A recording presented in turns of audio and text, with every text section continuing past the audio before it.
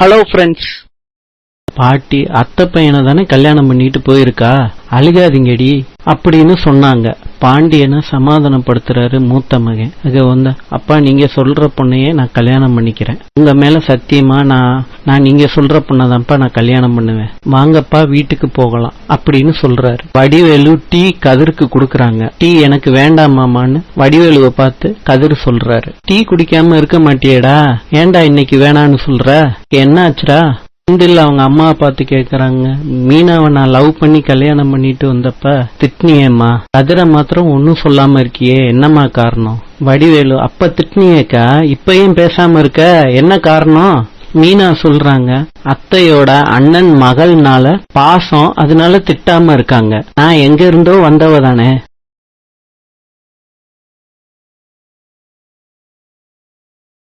நாளைக்கு சந்திக்கலாம்.